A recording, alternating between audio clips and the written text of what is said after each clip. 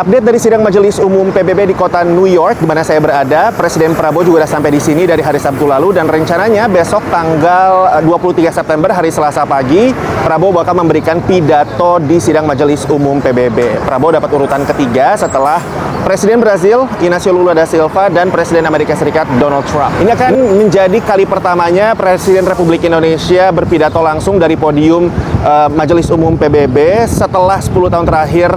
Kemarin selama pemerintahan Presiden Joko Widodo, Presiden Jokowi absen untuk hadir langsung di New York. Presiden Jokowi hanya sempat memberikan pidato di sidang Majelis Umum PBB 2 kali, tahun 2020 dan 2021 secara virtual karena waktu itu masih pandemi COVID-19. Sisanya di masa pemerintahan yang pertama, semua kesempatan untuk berpidato di sidang Majelis Umum PBB diwakili oleh Wakil Presiden Yusuf Kala, dan di periode yang kedua sisanya itu diwakili oleh Menteri Luar Negeri Retno Marsudi. Presiden Prabowo sendiri punya beberapa poin yang bakal disampaikan, tentunya tentang isu Palestina. Kemudian juga ia akan mempromosikan soal kerjasama multilateral. Seperti yang kita ketahui, Indonesia juga terlibat dalam berbagai forum kerjasama internasional, dari G20, ada OKI, ada BRICS juga, dan ini akan menjadi kesempatan Presiden Prabowo untuk menjelaskan kebijakan luar negeri Republik Indonesia, sikap Indonesia terhadap isu-isu global, termasuk juga untuk memperjuangkan kerjasama multilateral.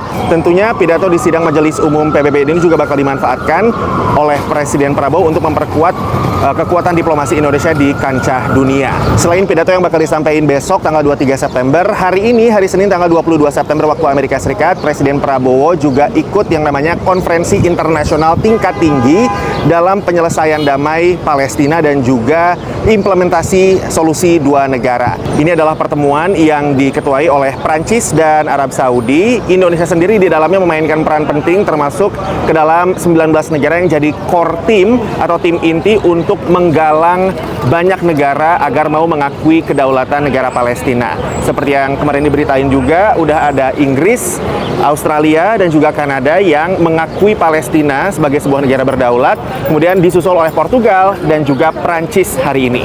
Di tengah sidang Majelis Umum PBB ini juga Presiden Prabowo menggelar pertemuan bilateral dengan beberapa negara, termasuk juga dengan Sekretaris Jenderal PBB Antonio Guterres, dan ini pertemuannya digelar secara tertutup. Segitu dulu update sidang Majelis Umum PBB di kota New York. Follow buat update berita yang gampang dicerna tiap hari di TikTok, Instagram, YouTube, dan Thread Rifan Updates.